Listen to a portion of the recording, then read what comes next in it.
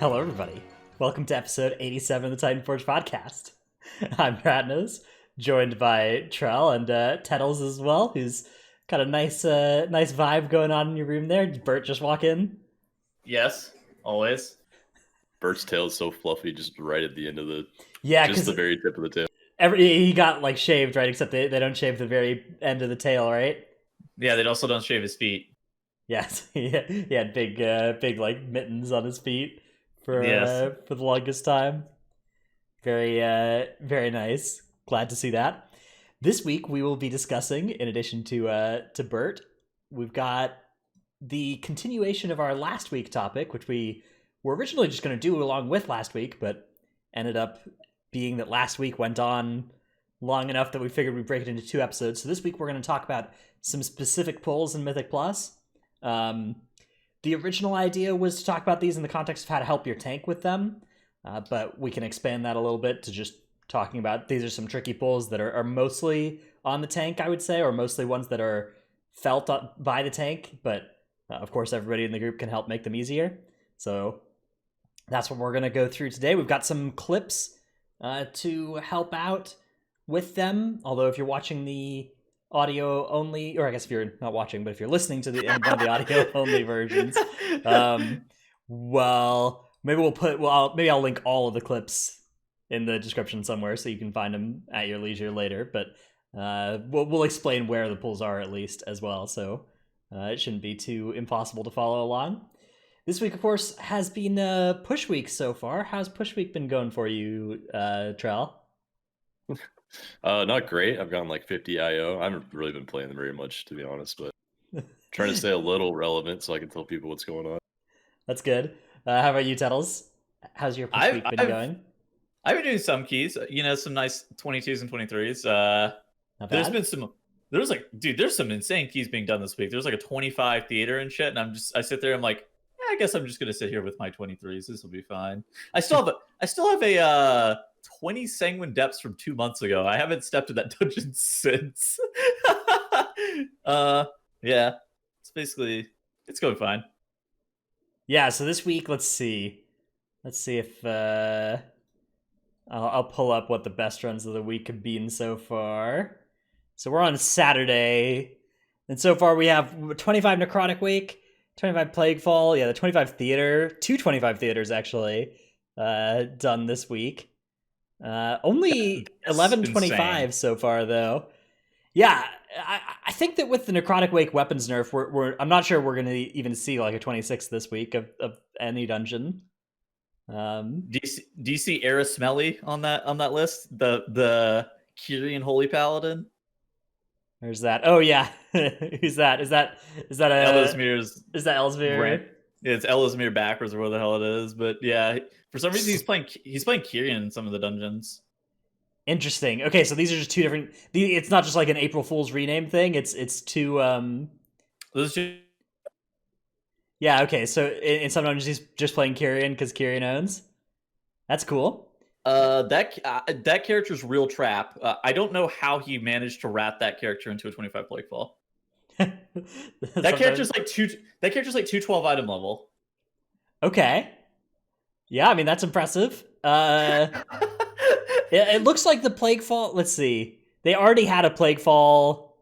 They didn't already have a theater. Oh yeah, they already had a Plaguefall. They already had a Plaguefall 25 that he then brought his carry into another one. Yes. So maybe because it wasn't Dio, they nerf let him bring it. Well, it actually sounds like the last boss is easier as Kyrian H Pal. Makes sense. I guess if you can do the rest of the dungeon as a under eye level, then that's a better pick. Yeah, because you have it for all three phases. You have a toll. Yeah, I mean, Holy Paladin, not exactly the highest throughput healer all the time. Couple of other friends of the show also showing up on the in the list of 25s. Here we got Jack B. Caston on his Holy Priest, top healing priest in the world. I think I saw on his Twitter. Yeah, that's pretty cool to see. Andy Brew, Nagura, both DPSing in the same gang. Rare to see Andy Brew on the DPS side, not the tank side, but that's where he's at now. And of course, a bunch of other extremely powerful gamers up here. So yeah, push week going well so far. I myself have done 2 keys. They've been weeklies, but uh, they've been fun. I've been all my alts kind of set up.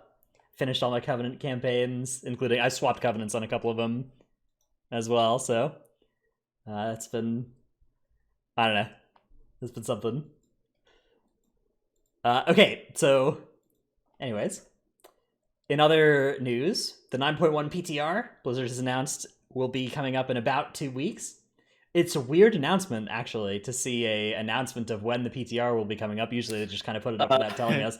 But a lot of people were doing this kind of sky is falling, the patch isn't until 2023 style thing. So my suspicion is that they were a little bit worried. They wanted to get in control of that narrative. Dude, I've literally never seen them announce a PTR. Normally they're like, yeah, PTR is up now, raid testing next week. And then you're just like, okay. But I've never seen them be like the announcement to the PTR launch. Yeah.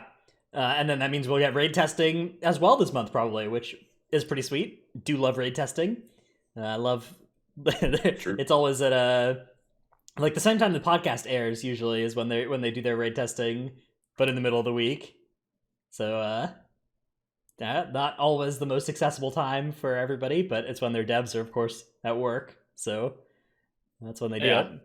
Well, it's European friendly. Which... Oh yeah, they have. That's true. It's friendly for, and they have. I think they have a different time for maybe. Actually, no, it's just one time for the whole world. It's one server. Yeah. China does their raid testing too. Yeah. So if you're in OC or wherever, you've got a very very tough time doing raid testings. They don't raid test, really. But yeah, no, it's European friendly, which is like the largest player base. So I think it does make sense that it is that time as well. Yeah, I'm looking forward to seeing what is in this new raid. I've got high hopes for it. We'll have to see, of course, though. That'll be something we'll talk about as soon as it does come out. The resummoning Stone Legion generals. Could you imagine if they just do like, yeah, well, the Stone Legion generals died, and you know when you die, you show up in the Maw. So here they are again, and it's just a carbon copy of the fight. It's just the same fight. General Draven's still getting stuck in walls, even after death. All right, let's see. Let's move on. Let's do tip of the week, and then we will get to our main topic, which is discussion of specific pulls and M+. Up first, my tip of the week is Renown catch-up. If you don't know, if you haven't done Renown catch-up, either on an alt or on a Covenant swapped character, or on just a character you haven't logged into for a while, the way it works is, and there's a Wowhead article that explains it as well, but in addition to, so that you can never get the Renown from the campaign without doing the campaign. So you always need to do the campaign to get those 8 or 9 hits of Renown from those. You can never get the weekly Renown hits without doing the weekly Renown as well. So you can't get those last 2 points if you haven't done your weeklies that week as well. And this is something that I didn't appreciate before, is that the earlier points of Renown have more catch-up options for them and more catch-up % chance than the later ones. So if your character's Renown 3, you're going to get a Renown from every single calling you do, and from any like heroic or normal even dungeon, or anything like that, at like a random battleground or whatever. Those points are really easy. If you're trying to get Renown 35, that one you probably won't get it from your callings. You might get it, but it's much rarer. You probably won't get it from any given dungeon, boss, or anything like that. Although it can drop, but at that point it's down to a very small chance. So if you want to min-max your sequencing on this and you want to rush to Renown 40 as fast as possible, what you want to do is you want to save your campaign to the end. Save your campaign until your character's up at Renown 32 or whatever, and that will let you then get those hardest points from the guaranteed campaign points, rather than doing some of the earlier points with it. If you don't care about that, though, you want to just get your character power spiked sooner, just do your campaign as it comes along whenever you have time for it. Because you may not have the will to do it later. How worth is it to grind to 40 versus say 35? There's no power level increases after 34, 35. 2. 30, Yeah, 35 30. is the deepening bond, I think. Oh yeah, okay. So if you care about that. But yeah, I mean, it's literally only cosmetics from 36 to 40. There's a couple different reasons you might want to be 40, including future proofing your character, right? Like you may wish to be 40 next patch, but if you're Yeah. going to stay that covenant for the next couple months, yeah, there's absolutely no rush to go from 35 to 40 in any kind of, like, you can just do it with the weeklies over the next several weeks, or even just like one random weekly every 2 weeks will get you there probably by 9.1. But if you're doing something like what Flex is doing, which is the turbo sweat strategy of getting What is he doing? he's getting all of his characters, all 4 covenants to renown 40, so that he can then swap to any one next patch and have it already be at 40. Which it's unconfirmed whether or not this will have, practical benefits, but it might. So if you're doing that, then you would want to, really min-max and get each covenant to 40 as fast as possible.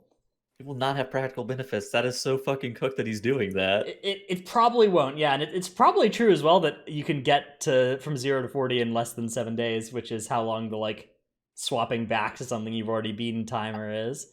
I mean, dude, I've seen that guy only ever play 2 characters in prog, like, ever too. So the fact that he's doing it on like so many characters makes me question why. Do you really need to get some of the more obscure covenant class combos ready? But on the other hand, those are the ones that are maybe the most likely to get buffed. So it's tough. I mean, there's a lot of uncertainty there, and people want to get as close as possible to the feeling of being able to play whatever build they want, being able to swap to whatever build they want.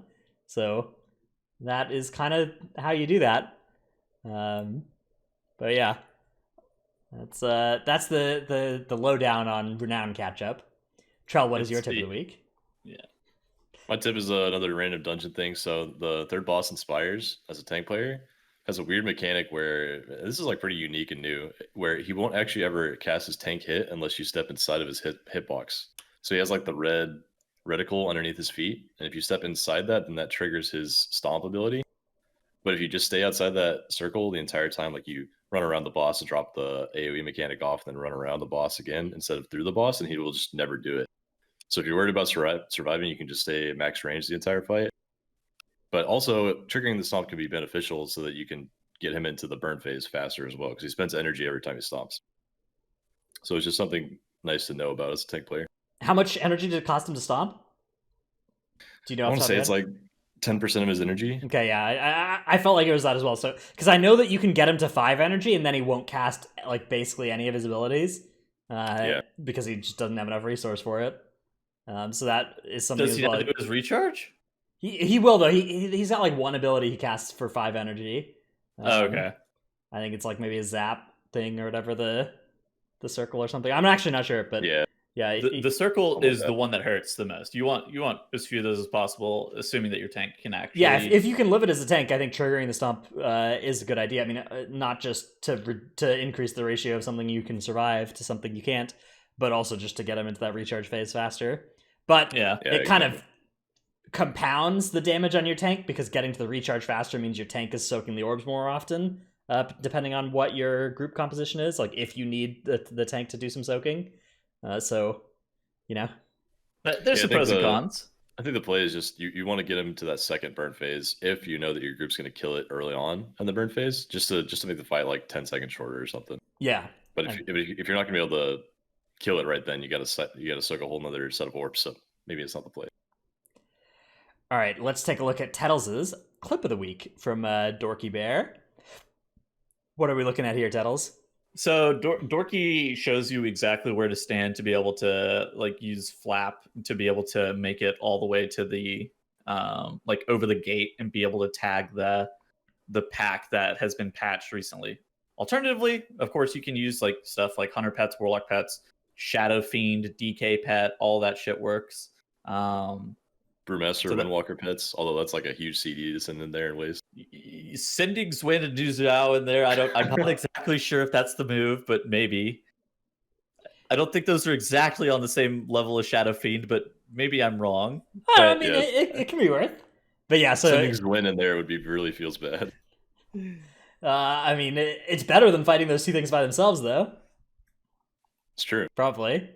But yeah, it's a thing of last resort. But seeing that spot there for the flap, it's like just where the shadow intersects is where I did the disengage and flap from. So Exactly. that's the kind of thing that players, like high end plus players, often will do, is that they'll find like a exact spot where they can do something every time based on like the ground pattern, the art on the ground. Yeah. I remember several of those from BFA. Okay, let's move on into our main topic where we're going to talk about some specific pulls and how to manage them. Before we talk about those specific pulls, we do have a kind of broader piece of the strategy that we maybe didn't talk about last week, but is worth covering for basically all of these pulls, which is the Cardboard Assassin. And we definitely talked about this at some point on the show before, but it's worth re-upping this because it's a really useful thing, this expansion. So Cardboard Assassin is a belt tinker from Cataclysm Engineering that lets you create a Cardboard Assassin, which is like a little taunting target dummy that, you know, forces enemies to attack it for a couple seconds. So this is useful not just for your tank, but for basically everybody in your group to have on their belt to prevent your tank from, like, to basically use as like a mini trees on your belt on a 5-minute It's so goalie. dumb. Yeah, It's so dumb. Like it is extremely dumb for sure. It's hard to track too. You can only really track it once someone uses it, so you can see the CD on your party members via a weak aura. Maybe I can put more in the show notes, but yeah. basically you have 5 people in the group. Tanks are so squishy. All 5 people have to have this belt enchant, so you can't use any current expansion belt enchants because you're using the Cataclysm one. But you rotate them, and the tank basically has like 12 seconds of trees where they don't take damage. What was that targeting dummy that people used for Urgaroth and Yeah, that was just called BFA? Target Dummy and Advanced Target Dummy, which were also, I think those were like vanilla engineering items that you could craft. Those worked on one target. Those works on those soaked one auto, yeah, one auto, yeah. or one ability. But if you timed it right with Urgroth, like if you got in between his swings, you could get the spell. The Spirit Breaker, yeah. Yeah, This is like, it taunts the whole fucking pack of trash, which is, yeah. They live for like 3 seconds. it's so questionable that this is a thing still and that they haven't fixed it. Yeah. It's definitely a commentary on the state of tanking. I've seen a lot of discussion on Twitter about this recently, about how whether or not the tank, you know, meta of kiting is still a problem post tank buff, or whether it's a case of like people, I think JB's perspective is people are choosing to bring the worst tank healer, and you know, that's, I mean, you're not healing through that. I think there's some of column A and some of column B. Like, I do think that there's definitely some of both. when you're playing with a Holy Paladin, I can actually live. Yeah, if you're playing with Holy Paladin, you really can't base tank for long if they're out of CDs, if they're not in wings. If you're playing with like Restoger, they can actually keep the tank alive for quite a while, but then they don't do any damage to the mob, so you lose time on, like, even though you're tanking the pulls in place, you lose time just because you don't have a Holy Paladin. Well, I mean, my opinion on this is that, like, you're never really able to heal a tank through like existential danger, right? Like, the tank is going to die almost independent of whether or not, like, okay, so the healer can allow the tank to die if the healer's not actively healing the tank enough, but very infrequently is the healer going to actively keep the tank alive through more healing. That's my, like, general thoughts on, like, the state of healing. I think sometimes that's true, but I think there's a lot of spots where, you know, it's a healer getting bombed with Resto Druid Hots for 30 seconds is, or a tank getting you know, hit with the full suite of hots versus a tank that's getting, like, you know, a little bit of paladin and healing whenever they're not casting damage globals. It's a really marked difference in how survivable you are, and it definitely means that you don't have to kite as much. Maybe. Yeah, you're both right. Like, Tells is thinking of like the block uptime, downtime type thing. To where as soon as you drop shield block or demon spikes or meta, then you're gonna die, right? No matter how much. Yeah, you're dying to like 2 auto attacks. Yeah, it's like regardless of your healing, yeah. Right. As a brewmaster or bear, Gyarnos is absolutely right. Where if you have a healer bombing you the whole time because of your steady mitigation, then you can actually stay in the pool for quite a while. Usually, unless it's like the Larian pull and Spires where they just clap you instantly.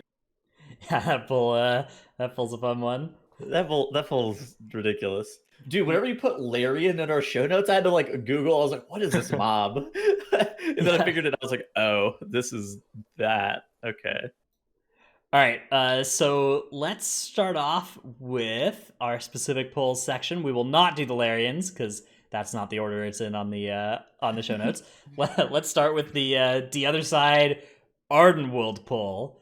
So how do you guys want to do this? You want to look at the clip first, or explain what we're talking about first?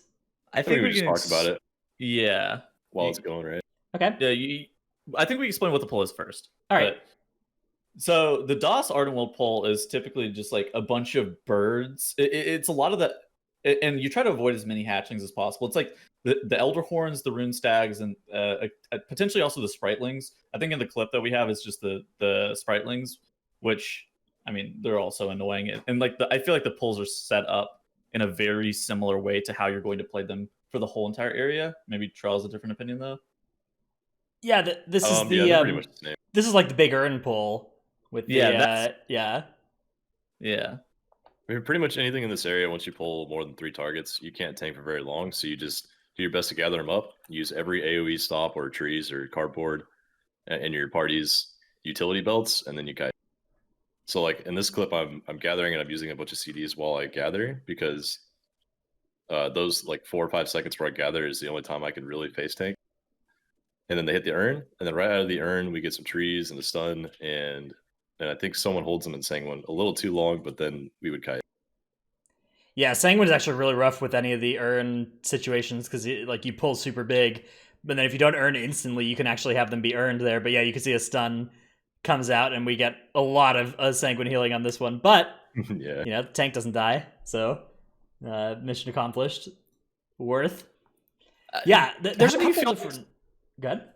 I was gonna say, how do you feel about tank survivability on this pull? Because I feel like tanks don't die that often on this pull. Yeah, Yeah. that pull's actually not too bad. That's I probably think the easiest one. the Urn, whatever pull you're doing onto the Urn, is usually one of the safer ones. I think it's especially. I mean, this is Urn with Pride as well. Yeah. I think that the scarier pulls are often like the first pull you do in this area, or if you as you get past the dragon, if you pull that matriarch down, you know, don't skip the matriarch down Yeah. down the way, which folks sometimes do.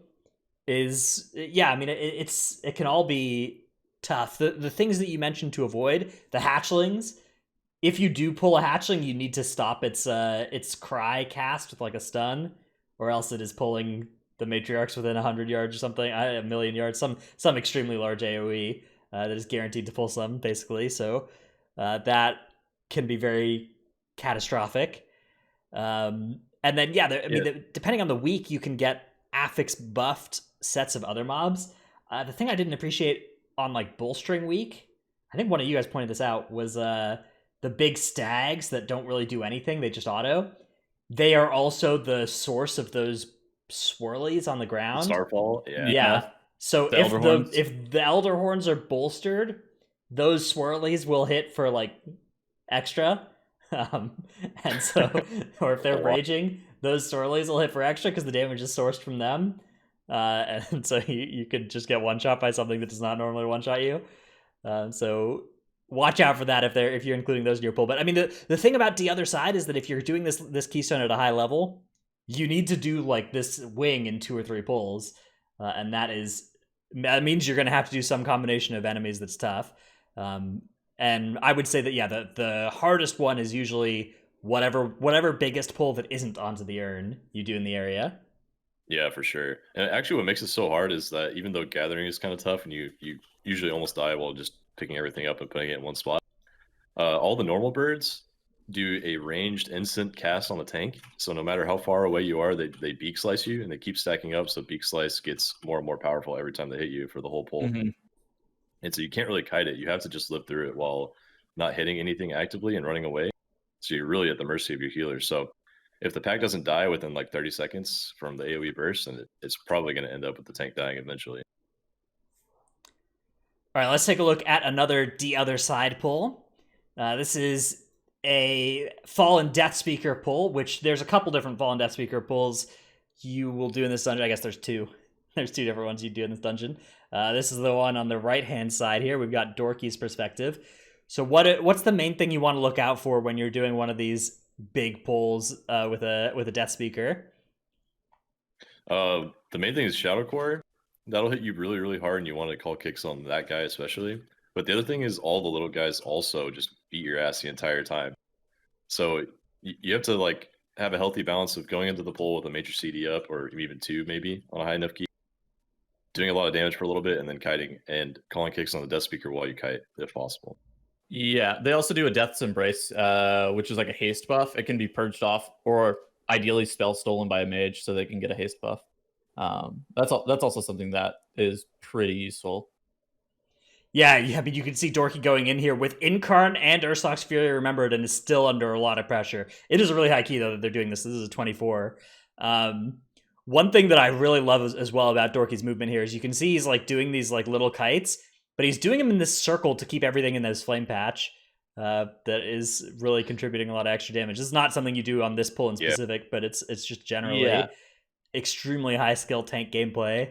See that kind of stuff. That sidestepping is like, so he actually mitigates the amount of autos that he's getting just by doing that like little bit of sidestepping. So the whole entire pack won't be meleeing him at once, or at least like he can actually just like walk out of range of some of the melees, and so the mobs will have to like reconnect with him. Yeah, it's their scribe cast actually. It just like doesn't connect if you're slightly out of melee range, which normally knocks you back a little bit too. So he's controlling it a lot by doing the sidestep. So he's knocking out like 4 different things that help by doing that. Yeah, this is a pull. The landing those Shadow Core interrupts as well on a high key in particular is really, really, really vital. So you can see they've done a really good job here of stopping every single one of those. So that is exactly how that's supposed to look. Very cool. All right, let us move on to Halls of Atonement. Halls of Atonement has several tough tank pulls. I think the things that are most scary for tanks in this dungeon tend to be whenever there's bears involved in pulls, or whenever they go into like a Shard of Halkias type situation with no cooldowns. Those have been the times that have been scariest. Obliterator's Wicked Bolt without being kicked is sure, like, yeah. If really things are free casting, that's also sketch. So what pull are we looking at here in Halls? We've got a clip from Trell's stream on this one, a nice 22. Yeah, this is one that went wrong actually, but this is a big pull and it has everything that's dangerous to tank all at once. It's got a caster, it's got groundskeepers that smack you, it's got the bears, it's got an archer, and it's got one of the guys at frontal. So everything all at once. This is a pull where you really don't want to face tank for more than a couple seconds. I didn't have a boomkin, so I was trying to stretch out my time to get threat by using other stuff, and I spent too long doing that, and I actually died in this clip. Okay, yeah, so this is just should have just kited earlier. Damage too much, and at some point you need to roll away there. This is actually like what is so beneficial for having a healer that can bomb heals into you is because I was actually able to sit in that pull for 8 to 10 seconds without kiting with minimal help. But I still, even if I kited right then, I still probably would have lost threat to the mage, which is so tilting as a tank player. So that's why I was so hesitant. But the play definitely would have been for me to kite and just try to make someone else solve their own problem, you know, like have the mage mirror images or viz and deal with the threat themselves. I should have just bit the bullet. Do you think that there's any way to do something here with like Ring of Peace to, sort of kite a little bit? Like bring them a little bit away so that they're not all hitting you, but they're also not killing your mage? That's another thing I could have done. I could have ringed early and then kept them in place. But I wasn't sure exactly if I should do that because it's Sanguine, and I didn't know if stuff was going to die like right as I started the ring, I just wasn't sure. I haven't done enough keys yet this season. So that's something you kind of get with experience and who you're playing with. This pull in Sanguine in particular is really tough because you've got the low health groundskeepers that are likely to die and create Sanguine puddles early in the pull, so you want to have your bring effects for then. And you have the Houndmasters that are archers, right? So they don't cooperate with their movement. And they also like to jump around and cast their rapid fire. So if that lands them in a Sanguine puddle, for instance, that can be really, really bad. So, I mean, there's a huge incentive to save your your displacement effect for that as well. So yeah, I mean this is just an example of one of those really really tough pulls that punches a lot of direct damage onto your tank. There are several such pulls depending on how you do this dungeon. I think this is kind of a Brewmaster specific pull because of the Transcendence tech that you started the pull with. I'm not sure how many other tanks would grab all of these mobs at the same time. I guess you could maybe do it with just ranged abilities, tag them all. Yeah, you can actually tag all that from up top, I think, and you can also get gripped by a priest if you have a priest in the group. You can actually just walk right back up the path if the patrol's in a good spot as well. But it is easier as Brewmaster for sure. And also, I want to say that this dungeon, I think Halls of Atonement gets like a under the radar, really really difficult tank dungeon because of how Freehold was. Freehold was like maybe the easiest tank dungeon because everything was physical damage. You could just focus on one thing. But this dungeon, even though it seems like Freehold, is probably the hardest to tank because every pull basically has bleeds, a caster hitting you, and Fernals to dodge at the same time. Or a giant shard of Halkias just punching you while thrashing that you have to worry about. That's a really good point. I mean, this dungeon is like almost 100% of the burden of like being able to time this key is definitely on the tank. The advantages of this dungeon is that the burden is on the tank, and the downside of this dungeon is that like your tank has a lot of responsibility for whether or not this dungeon is going to be successful. Because the DPS, like, yeah, they can stop the loyal beast, but like even if they don't, the tank is probably not tanking those Gargons anyways. Yeah. Like there's a lot that they can do, whether it be with kicks or whatever. But like it's not, I don't know, it's not normally on them.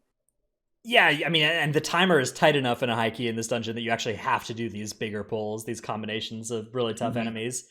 I think it's also a dungeon that gets a little bit of a rap as an easy dungeon because it is one of the easiest low key dungeons because the time, like whenever the timer doesn't matter and you can pull 3 mobs at a time in this dungeon and time it, it's extremely easy, right? Like it's not like some of the other dungeons where there's just like mini bosses that by themselves are hard no matter what. Right. But yeah, I think this one scales to be a really hard one in high keys. And yeah, the timer's super tight. Like I played at 22 in there the other day, and I played it really well, and I never died. I did every single pull that was huge. I even double pulled the stuff after the second boss all at once, and we still missed the timer because we didn't have event there. And I was just like, oh my god, man. Oh yeah, I mean, doing that dungeon without event there, it's I think doing that dungeon without a Venthyr Holy Paladin is really bad. Like Venthyr saves you a lot of time. I feel like Holy Paladin, that key actually saves you the most fucking time too. Like absolutely, yeah. It's I looked at the numbers and I think I looked at the numbers. I think it's like 5 minutes off the timer if you have a H-Pal Venthyr, at least. Yeah, which is completely insane. A good way to build your group for damage. Let's move on to the next dungeon, which is Spires. Spires, depending on how you do it, there's actually several really tough pulls all in a row after first boss, depending on how big you're going. One of them, the first, is the double Larian pull. So let's take a look at Trell's version of this from a 21. You can see here that the tank is not even the one gathering because the tank is not powerful. Yeah, you still get stunned coming in here. I don't even know how I got stunned there, by the way. Like, what? They're not even targeting me. Yeah, I'm not sure either. And then, this pull you need to be really careful because you do get stunned on pull. If you stand in a spot where you're going to aggro all 6 Larians and then you get stunned, you will die before you come out of your stun. With a very high degree of likelihood. So yeah, you do want to make sure that that's something you're playing around in some way or another. People are using Bopper Turtle to be able to group the mobs. Yeah. And that seems like that's the biggest like point of success is like you either use Bopper Turtle and you're able to get all 6 of them. If not, then yeah, you have to like if you're playing with the Vengeance Demon Hunter, they just like Spectral Sight out one of the packs, tank like the first half of them, and then go into the second one, get an external, tank the second half of the stun. That's the scariest part, the second half of the stun, and you're just like, okay, then they're fine. But they're fine because they have to kite because they can't get that. What is it called? Rake? I don't know. It's the rake icon. Yeah, there's a big bleed on me on my debuffs up there. Yeah, that thing is insane. Hey, you know what's funny about this poll is I took a break from WoW, for a couple months. When I came back, I did this poll, and everyone in the group offered to do some kind of utility to save me. And I was like, oh, people know how bad this poll is now. Yeah, that's how you know that it's something that wipes groups a lot is when everybody in the group chimes in and is like, hey, Yeah. like, let me use my utility on this thing. Like Brock in this clip, Brock was like, I'll use Earth Ellie to gather. And I was like, cool, sounds good. And then as soon as I gathered, someone put down a vortex. And someone, I think I swept, and then someone used their cardboard belt, and then I used mine. Like I literally never tanked those mobs for more than 2 globals. No, those mobs are bad. You cannot tank those mobs. Yeah, but you also can't really just fight 3 of them at the same time. It's one of those pulls as well where even if you're fighting 3 of them at the same time, they're gonna kill you. So you may as well pull 6 and use cooldowns, because if you pull 3 and use cooldowns, it's just a waste. So yeah, the other thing that's worth noting about this pull is you have that Dark Praetor in as well, which you need to stay in melee range, or else it's going to start casting the Dark Seekers at you. So that's a big thing to manage when you're working on this pull as well. Knock effects are really, really valuable here to either keep the Larians off your tank, or to knock either the Larians or the Praetor back on top of each other so they can be AoE'd effectively.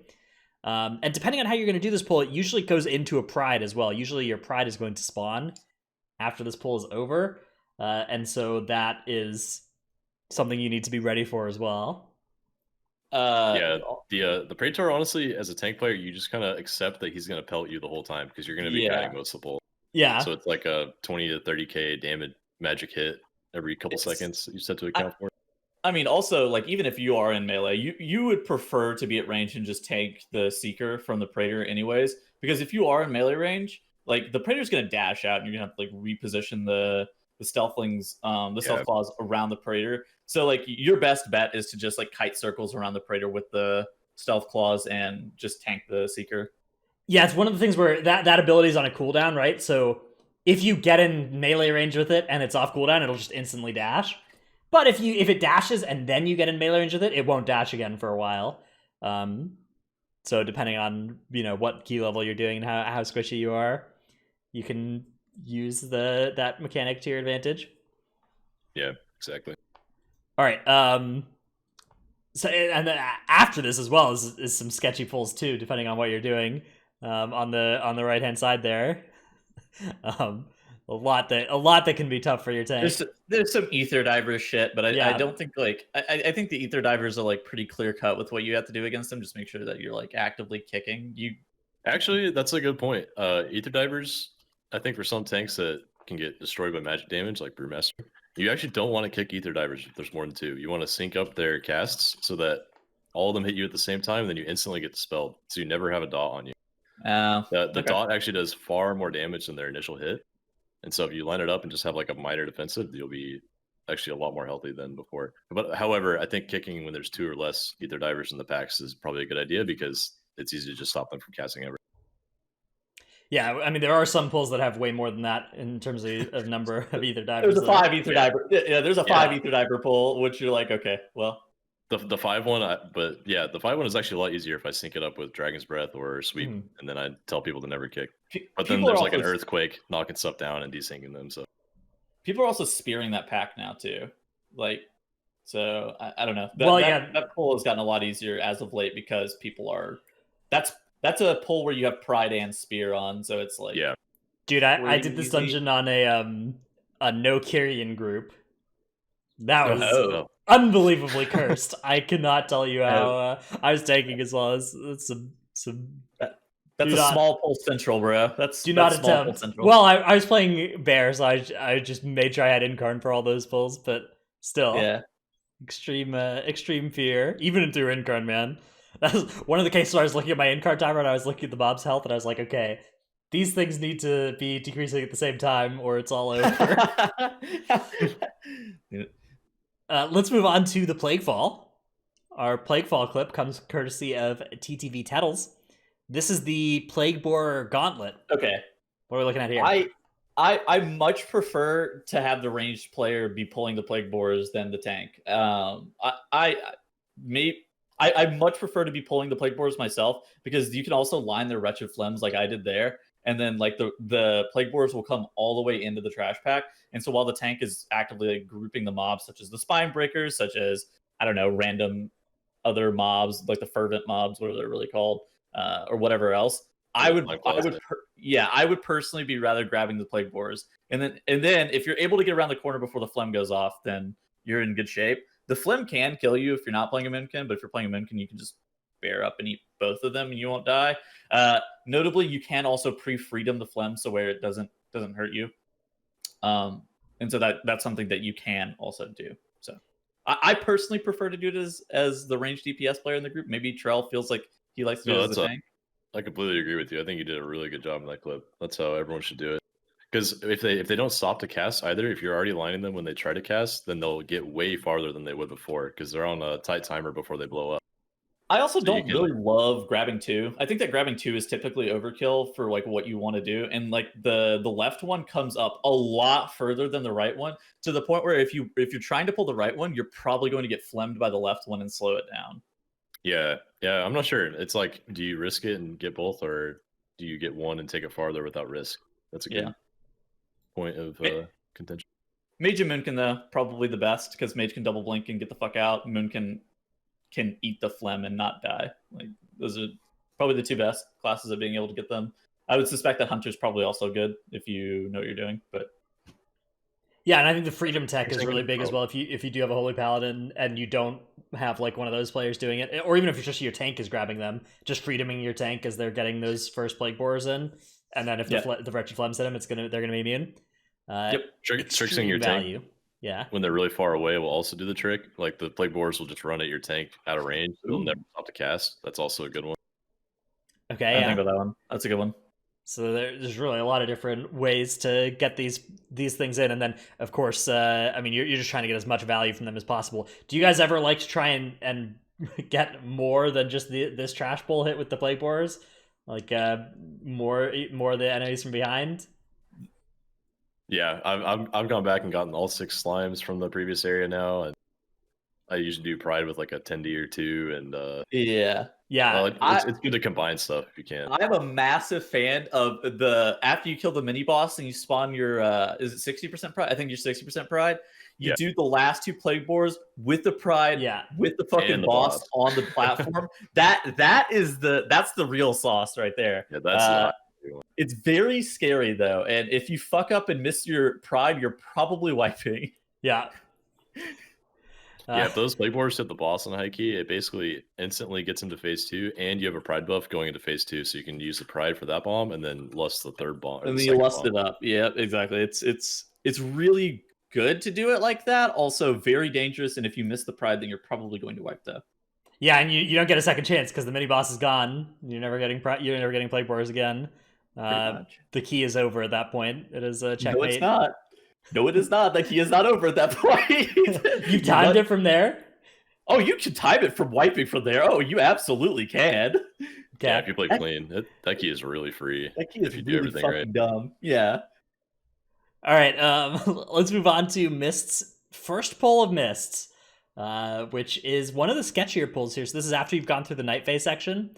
We've got Trell's POV here, and it's the 5 little mobs into the Tiernan Villager and the 3 medium-sized mobs, which is actually kind of scary on Sanguine as well for Sanguine issues. The Tiernan Villager, one of the scarier Sanguine mobs.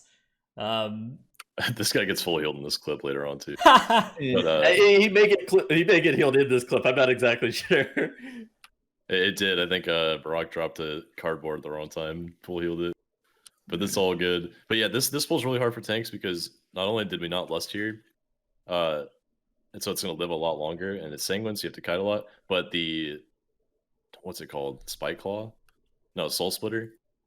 The Soul Splitter on the tank, that debuff where it hits you for high match damage. From the it's like a damage taken, 20% damage taken increase as well, right? From just all sources. Yeah. Yeah, so that guy has like a 15-second internal cooldown on it and hits you very, very hard every now and then. So eventually you'll run out of defensives and just bleed out from that guy. So you want to kite him as much as you can because he also heals off hitting you. So there's multiple reasons to kite. But if the trash doesn't die quickly here, stuff also leaps around quite a bit and does high group damage. So it'll distract your healer from healing you as well. Yeah, that's a tough pull if it goes on for a while. I mean, that's an important note about the leaping. Like whenever you do this pull in particular, I actually really like first global Ursul's Vortex, and then you just like blow up the small mobs because If they get gripped back by the Ursals, then they won't do like the AoE damage from the leap. Like it's absolutely massive to where they don't hit people with the leap. Like you can see even in this clip, like they have a Resto Druid and they like Ursal's insta. And so yeah, I mean you could also use other things such as probably Ring of Peace. Ring of Peace probably grabs that. But I think Ursal's Vortex is like one of the utility abilities that's really, really valuable in that pull. Yeah, especially on Sang when you want to use it early anyway, so it's a really good spot for it to go down. And then also you can line up an AoE sweep or AoE stun from any class and try to delay their second jump, or just have a second Ursals if you have another Druid in the group. Or even you can do some super secret tech where you proc a binding shot right before they're supposed to jump, so they don't jump with the binding, but they're already bound and can't do it. Yeah, binding is weird like that because you need them to be in the rooted part of binding. So you drop the binding, you move, you trigger the root, and then they're rooted. But if they cast their jump before they're rooted, they will finish it and then land rooted, and that's actually bad because then they won't come back in. Are AoE stuns worse this expansion, or are people just learning how to play without AoE stuns? Kiting is a big thing, so I think they're a little less valuable, but they're still really good to delay the kite. But more so, I think, is because of the stupid cardboard belts. They just do more than an AoE stun can because they don't get DR'd from each other. Well, that does seem true. That logic checks out with me. It just feels like this expansion, like we haven't seen like any AoE stun classes like being. Yeah, that's a good point. I think another thing is there's not a ton of packs that you need to stun constantly. Yeah. Like in Mists and the Maze, that's like a BFA like pack where an AoE stun is really valuable because you can stop the rampages and the foxes and the frontals. Like you can stop so many things with stuns, but that's not always the case in all these dungeons these days. Yeah, Windwalker is like the only one that's like you're seeing a lot of with an AoE stun. I mean, Havoc's starting to get played more and more, but like I don't know. Yeah, I'm gonna be trying to do some Havoc keys at some point. That's it's just honestly, I'm worried about spending my soul ash as the thing. I kind of feel like hoarding it. Like I kind of feel like a soul ash goblin. So I kind of don't want to craft a Havoc legendary. I would really love to see a announcement from Blizzard that says I can spend my soul ash because I'm extremely I can't bring myself ever to like nerf myself in raid for the purposes of Mythic Plus, and that's the worry with doing any kind of crafting right now. But how do you feel about asking your tank to stand close to a wall so you can continue to fell rush into the wall over and over again? Dude, I'm just gonna fell rush. It's more fun if you're fell rushing out in the open. That's my class fantasy. I see. But soon we're gonna have momentum DHs and momentum prot warriors doing dungeons together, and they're both just flying around every pack. Dude, that's actually big value because your Havoc fell rushes away from the pack, right? And then your warrior can intervene them. Stop, fucking stop, both of you. And get their block up. Just follow your Havoc DH around. That's hilarious. Yeah, it's kind of like those. They're two like linked. They got a string between them, and they're just kind of like throwing each other all over the place.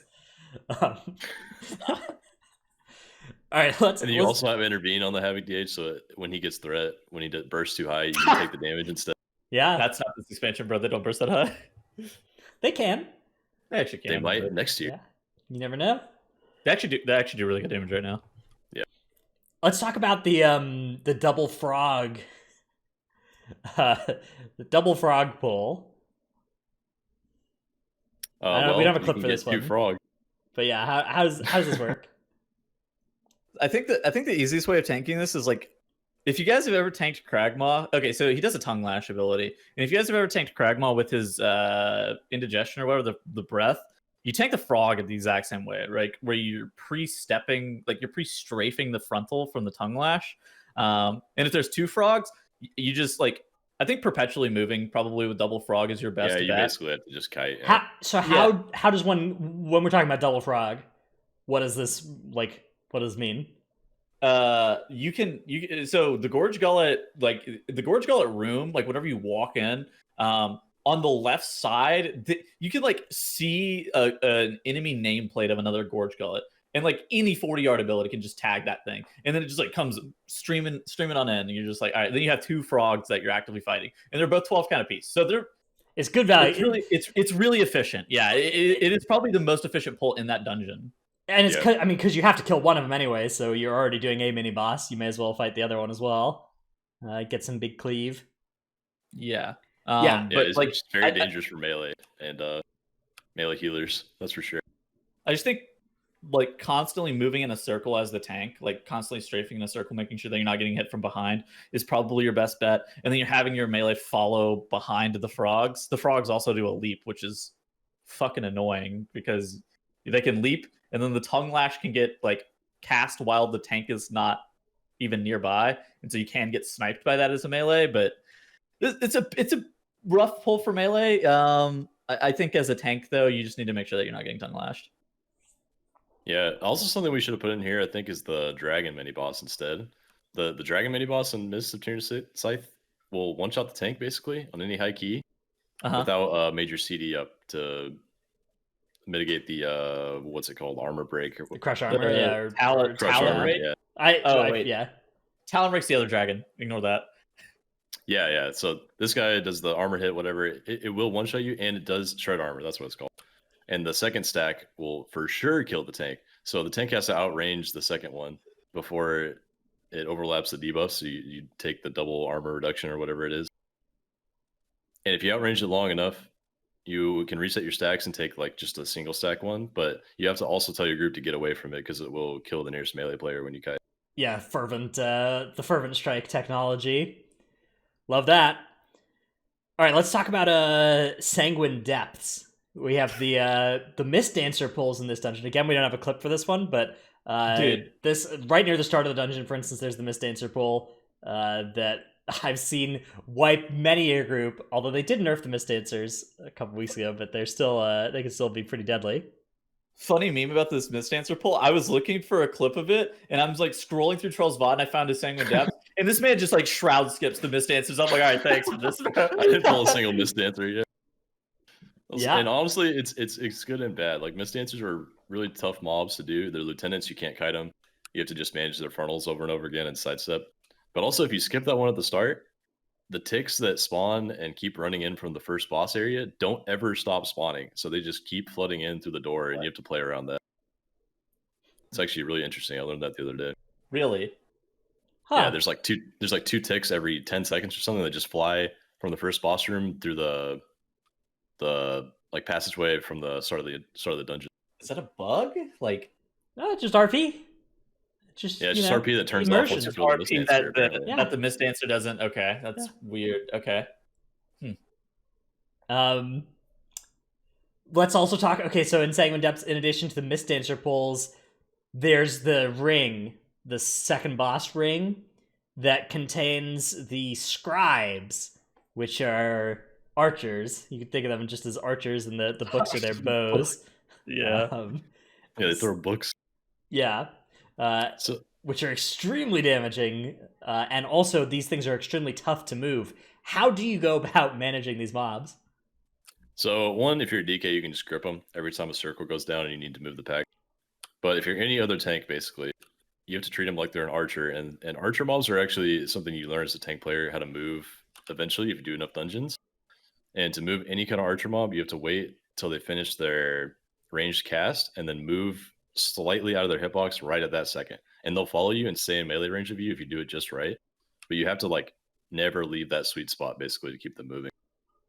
Yeah, you can actually move them for like basically infinite time where they won't cast. You can do this with like the 6 pull in Spires of Ascension as well, with the 6 that you line behind the pillar. This is actually important to do on Sanguine as well, because you need to keep them moving for Sanguine if one of them's dying early, and so you're just kind of dead zoning them like you do to Hunters in TBC Classic, for anybody playing TBC Classic, where you're just standing like 5 to 8 yards away from them, and you're just kind of slowly pulling them, but you need to make sure you're not running too fast or too slow.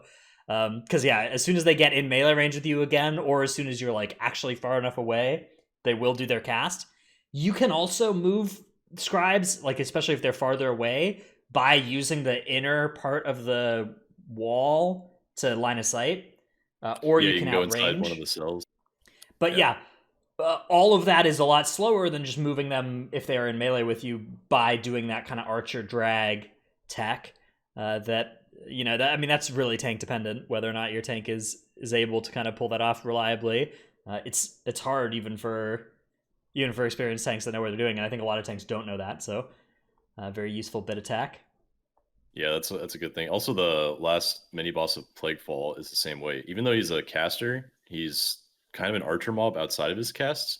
So you have to kick him and then do the archer mob thing where you move barely outside of his hitbox to move him. It's the only way to move him. Yeah. All right, let's talk about Necrotic Wake. We have the Flesh Crafters in Necrotic Wake, and let's see, Tettles, do you wanna break down what is going on with these pulls? So the first one is just like a normal Fleshcrafter pull. I think the biggest deal for the Fleshcrafter is, at least as the tank or as any member of the group, is like knowing whenever the Fleshcrafter is on you that you need to be like angling it into the trash pack and know, like, I mean, ideally you're hitting either the oh goodness, the big guys. I don't know exactly what they're called. The Kyrian Stitchworks. Yeah. Yeah, the Stitchworks. And then alternatively oh gosh, there's the other mob that's with the pack that you see pulled there too. No, it's the big, both of the high HP mobs, whatever the hell they're called. You want to be hitting something with the cleaver, regardless of whatever it is. Yeah, Loyal Creation, that's exactly what it is. You want to be hitting something with the cleaver and just not angling it in the tank. But like as a tank, you need to understand, like, whenever the cleaver is not going to be lobbed into the mob, that you have to be tanking it. And there's a lot of things that you can do with the cleavers, and like honestly too, it's really nice to keep those crafters, the flesh crafters, up during the pride, because you can also like lob the cleavers into the pride.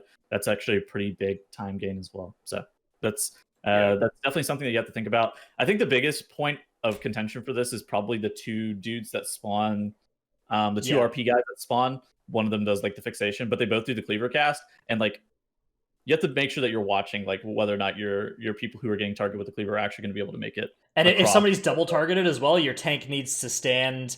You need to stand not between the two mobs, but on the, like, basically you need to intercept one and they have the other hit one of them. Yes. Yeah, exactly. And yeah, I mean, you always need to be soaking that as the tank. If in doubt, what you can do is you can just like charge or intervene or run to the person being targeted, rather than trying to intercept it from close to the mob. Because if you're trying to intercept it from close to the mob, a little movement can make it go around you. But if you just get next to the person that's being targeted, the downside of that is that it might hit somebody else on the trajectory. But the upside is you can keep a close bead on the person being targeted. So depending on whether you've lost track of what's going on, that can be a good tip. What is the what's the technology here we're about to see in this next clip from Turkey? I think you know like kind of how this works probably if you've watched MDI. Yeah. So if you MC the Fleshcrafter, you can actually continue the RP in the room, but it only works with priest mind control. From what I understand, it may end up working with like control undead or some shit from like a DK or whatever. But from what I understand, it just works with like priest MC. You're able to continue the RP in the room, and then so they keep this Fleshcrafter either polymorphed, rooted, whatever, off to the side. They use the cleavers intermittently. They use it on the boss, but like they don't really use it on all of the trash packs, but they use it sometimes. And then they end up like so after they kill Stitch Flesh, they take the portal up top. Eventually, the Fleshcrafter teleports up to them. It allows them to get those throw cleavers, which is actually really good for breaking the Nalthor shield. Mm-hmm. The Nalthor shield, especially on high levels, does a lot of periodic damage. So that being able to be broken by that cleaver is actually a pretty big deal. I thought they made bosses immune to the cleavers after we one-shot bosses with bolstering, but they made the crafters not bolster, or not the throw cleaver ability doesn't benefit from bolstering stacks. Gotcha. It does benefit from raging though. So if you are playing on a raging week, there's value to raging your flesh crafters. But yeah, it does not scale up in damage with bolstering. It's the ability itself is like hard coded to not benefit from bolstering. Yeah, which is a weird solution, but it does fix the problem of carrying one of those things around as a skyscraper, just one-shotting everything with its God, its whenever I cleavers. saw that, That I was so just, like, funny, had man. bad flashbacks of Siege of Bralis. You're just like, Yeah, you're I'm glad they kidding. shut that down nice and Yeah, me quick. too. Although, and honestly, I think the Fleshcrafters landed in a pretty okay spot in terms of it's The you know, weapons are by far the most egregious part of that dungeon. It's not Yeah. the flesh crafter. yeah. All right, those are the specific pulls we had picked out this week. If we missed any, though, if anybody has any big suggestions for ones that we missed, we could do, especially just one or two more, kind of as a special thing, or like an extra thing in a future episode. So if you got any good suggestion for those, do let us know. We want to do more topics like last week's one, for not just for tanks, but for healers, and maybe also for like ranged and melee too. So we'll look into doing those at some point in the future, although we may give it a couple weeks to do other topics, especially as we approach the 9.1 PTR. Very exciting to hear that. But there's our main topic for the week, so we will get over to Q&A via our favorite part of the show, the thanking of the patrons, where we get to find out what their wacky names are this week, what the exciting acronym's going to be, all sorts of things that we get to find out right now. So first off, we have Paul, can't pick a healer to main. Sports Bra Hot Venthier Tank GF of Tichondrius US. What in Tarnation Riley? What's that, John? Oh, Tank in all caps. I think she recently transitioned to Tank. I think there's emphasis on Tank, yeah. I actually remember reading about this in the Discord, but I've forgotten, so I forgot what was going on. Thanks for this. Yep, that's me. Delete DH can handle 50 stacks of Necrotic, no problem, but should he? Yes. Yeah, you can. No problem. Yeah, if you can handle it, no problem. I don't know who can do that, though. I think that might be just bears. That's true, yeah, Bear and Incarn. Dr. Tree, forever in the other side prison, hunting a scale. Jaw, Dratnos' Dino Pillow. Chromed, Trekkie, the Marshare, Regulus, Nevernude, Chewy. Trell, aka Texan Rodeo, entertaining Lady Leadrin. Yeehaw! DPS and Castle Nathria as a healer for easy orange parses. ZivXX. Do you want to build a snowman? Necris. Tankdill. Nevuk. Sinmora. Eevee. Oh god, please buff Frosty K in PvE. Stevenson. Love the Constantinople bit. Take Light of the Protector and Frenzied Regen off the GCD. No Trick. I scheduled a Tetal's Flame. Sire Dematicus. Ellipsis, future Worgen Survival Hunter in 9.1. Dymat, Syncope the Sleep Deprived. Follow guidelines, wear a mask, or die at home. Good, only a couple more months. Actually, not even necessarily months. Only potentially a couple more weeks, and we'll be out of this thing. So getting my vaccine soon. Very pog. Yeah, it should be in the next couple of days that I can sign up for an appointment as well here. Oh, that's good. Extreme hype. Very Why pog. is picking a main so hard? We are praying Hanny will pump in 9.1. So sad. Nyx. Lance isn't a common name. However, in medieval times, people were named Lance a lot. Oh. Oh, God. Brusif. Dratnos Bouncer Piss. Stop sending fresh fruit in the mail. I'm crying here. M Sanity. Canyon and Moon Sonara of Emerald Dream Division 7 and Area 52 Scraw. Xena. Rogue is now good enough for Prog, but still bad enough to be sat for SLG. Bless up. Red Color. Some Zero of Tichondrius is out of SLG prison. YouTube.com/workbringer. Morty died 3 times to mechanics this week. Ahara vs Proudmore. And Vague wears the wrong Lego and chooses the wrong stats. Choosing the wrong stats is extreme tragedy on your legendary. That's strats, bro. That's us strats. Oh, it chooses the wrong strats. Dude, I assumed it was stats because it was talking about Legos, but yeah, okay. Wears the wrong Lego and chooses the wrong strats, so not as bad. It is a big tragedy, though, to choose the wrong stats on your Lego. That's like a permanent mistake. Yeah, that is tragedy. Or choosing the wrong slot as well. You like craft a ring instead of pants or whatever because you have slightly better pants on at the time. Don't do that. All right, let's move on to our Q&A section. Our first question comes from Alcaris in Discord, who asks, what's advice you'd offer to groups that are currently timing 18s and 19s, but unable to break into 20s and 21s? What are major areas they should be looking at to improve? I think routing is probably the easiest way. So like you can probably do like 18s and 19s with like really traditional routing, just like the typical like hold W style routes. But like once you start to get to like the 20s and 21 area, you have to actually start pulling pretty aggressively. And like honestly, you can time 21s. Like if you have 226 item level people, you can time 21s and 20s with a full wipe as long as you are pulling in a way that is conducive to that. So like we were joking about in Plaguefall. I mean, dude, we timed like a 23 or 22 Plaguefall with like a full wipe. We had like 9 deaths, something like that. But like the only way you're going to be able to do that even in like other dungeons, like obviously Plaguefall's a pretty extreme outlier, but you're able to do that with like 9 deaths even in on 20s and 21s in like Halls of Atonement, even in dungeons like DOS, even in dungeons like that. But you have to pull like the Art of World pull.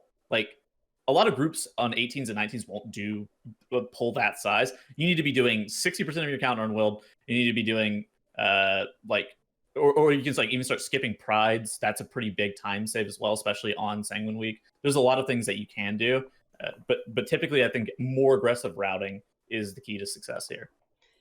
And I would just add in the hard pulls like one at a time. Like try a new big pull once when you get to a new key level. Don't add like every single high key pull at the same time to transition your group from the traditional route to the high key route. It's just too much to learn all at once. So take it in steps and do what you could. What do you think your group can handle if you're the tank player, basically? Yeah, I think that's a really common way for a group to struggle. Although I would say that it's, you know, every group is different, and some groups are like already doing their big pulls. Depending on who your tank is, they're already like they're just doing those at every key level. And you know, the way to improve from 18s to 19s up to 20s and 21s is potentially something else for some groups. But I think that Tuttles has hit a really the most common thing that is the wall. Yeah, for groups around that level right now. Yeah. The only other thing is probably like survivability. Like that's probably the only other thing that would like be limiting you from jumping from 18 to 19 to 20 to 21 is like if your people aren't living, but that's like a completely different issue. And something that like that's like individual as well rather than collective. That's I think it's easily identifiable if you're having survivability issues and you just like, because people are doing the dungeons on 25s, right? So there definitely is an answer. What the answer is going to vary case by case. And like obviously there's shit like healing a prideful with a holy paladin without cooldowns. You have shit like that happening right now on like 21s and stuff, and like 23s even, and you're like, how do they do that? And you just like have to look back and like, oh, their druid is like Heart of the Wild healing. What the fuck is this? And so like there are answers. May not always be the most conventional thing though. Yeah, I would say 20s and 21s is like that level where you can still do everything without needing specific comps, but it's where it starts to be like really hard if you know, you might start looking at like, okay, what are they doing in 24s and 25s, and you just don't see anybody of your spec at that point. And you need to come up with your own way to make it work. But there's usually still an answer with whatever your comp is at that level. 20s and 21s are definitely still within the realm of possibility to play any comp. Yeah, definitely. Next question comes from Russ in Discord, who asks, assuming the blood spattered scale, which is of course that tank trinket from the other side, stays a meta trinket in 9.1, do we believe tanks may continue to use the cheat death trinket from Sun King Salvation going into 9.1? How much better of a tanky trinket would the Sanctum of Domination raid need to have to replace the cheat death trinket in M+? That's a good question. It is an interesting one, yeah, because people have used old cheat death trinkets before in M+ like future seasons. I think I remember the Bonsomdi's Bargain. Bonsomdi's Bargain was used in Eternal Palace season to some extent. Actually, there were several good trinkets. There was the diamond laced refracting prism or whatever. Yeah, I think the shield trinket was more often used, but it was an option. The Bonsomdi's Bargain. Yeah. I think in this case for the question though, it's going to depend on how tanks end up landing in 9.1 with scaling, and if they make any more tanky changes. Like if we're able to tank pulls more often than not, a little bit more than this patch, then probably not the cheat death. But having the cheat death as an option for something like Plaguefall, where you're just constantly getting berated by huge magic hits if something goes wrong, then it will still be a good option for sure. Yeah, this season it's unbelievably noticeable like how strong double cheat death is on a tank currently. Oh yeah, Having access to like vengeance with like last resort and cheat death trinket, being able to like that really helps them scrape by pulls from time to time. Like, and if your tank is dying, like that is like the fastest way for you to be able to deplete the key too. So it's a pretty big deal. Yeah, I do think there's probably not any M plus trinket that at like 252 or whatever is going to beat a 226 Sun King trinket for M plus utility, besides the scale. But maybe, and yeah, the raid trinkets, like there's often good raid trinkets for tanks. So and there's a good chance they might even make another cheat death trinket. So we'll definitely have to maybe. see exactly what they are in particular. My guess is there will be something that is at least sometimes and maybe always better than the Sun King one, but it depends. Sometimes they make tiers where there's no good tank trinkets, and in which case we'll keep using the that one. Yeah, I mean the Blood Spatter scale I think is very likely to stay unless they nerf that trinket in particular. I think the whole expansion tanks are going to have one of those equipped. I think it's so they're good. just too good on pull. They're Uh-huh. so good on pull to get your stuff rolling before you have a lot of And threat makes and threat as defensive well. stuff Yeah, going. it makes threat and it makes you tankier on pull. That's extremely strong. I would really like to see something like the Urchin trinket come back or Diamond Lace Prism, like we talked about. Any kind of big healing trinket is always super nice to have. Yeah, I think that the tank space is hurting for something like that. I think a good like active defensive trinket as well is something that we could see. There's Sanguine Vintage from Sire, but that's more of just like an extra health stone. That's a strong, I think it's it's a so strong bad. trinket, but I have a 233 of that I used with my scale the other day, and I pressed it like 16 times in the key, and it did like it's 70% not good of with my double healing. on use, for sure. It's yeah, that one's a weird one because it's like it's theoretically pretty good, but it feels like it does not scale well into harder content particularly well.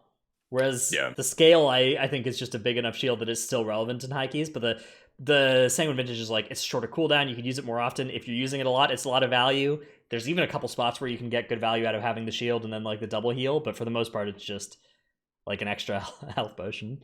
Um, anyways, I'm rambling about tank trinkets. Titles, is there anything else you want to cover? Any other questions you wanted to grab? Okay.